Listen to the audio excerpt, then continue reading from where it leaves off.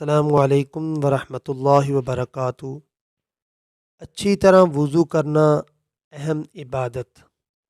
وضو کو اطمینان کے ساتھ سنت کے مطابق آداب کی رعایت کے ساتھ انجام دینا بھی بہت فضیلت کا عمل ہے، جس پر احادیث میں بہت اجر و ثواب کے وعدے فرمائے گئے ہیں۔ حضرت عثمان بن عفان رضی اللہ تعالیٰ عنہ سے روایت ہے کہ حضرت صلی اللہ علیہ وآلہ وسلم نے ارشاد فرمایا، جو شخص وضو کرے اور اچھی طرح کرے تو اس کے جسم سے گناہ نکل جاتے ہیں، یہاں تک کہ اس کے ناخنوں کے نیچے تک سے خارج ہو جاتے ہیں۔ صحیح مسلم و نسائی۔ ایک اور حدیث میں ہے کہ ایک مرتبہ حضرت صلی اللہ علیہ وآلہ وسلم نے صحابہ کرام سے فرمایا، کیا میں تمہیں بتاؤں کہ کن باتوں سے اللہ تعالیٰ گناہوں کو مٹاتے اور درجات بلند فرماتے ہیں؟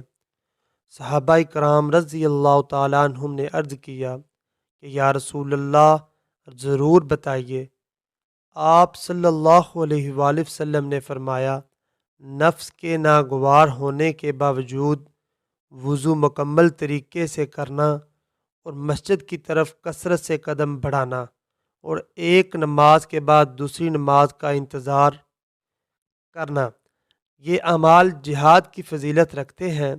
یعنی جب سرد موسم کی وجہ سے یا کسی اور وجہ سے وضو کرنا دشوار معلوم ہو رہا ہو، اس وقت بھی وضو کو مکمل طریقے سے ادا کرنے کا اتنا ثواب ہے جتنا جہاد میں کسی سرحد پر پہرا دینے کا ثواب ہوتا ہے۔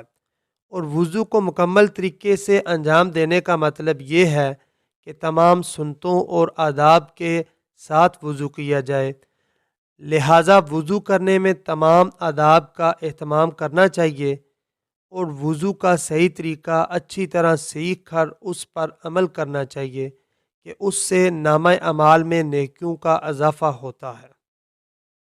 یا اللہ، ہمیں فکر آخرت اور ایمان پر خاتمہ عطا فرمائیے۔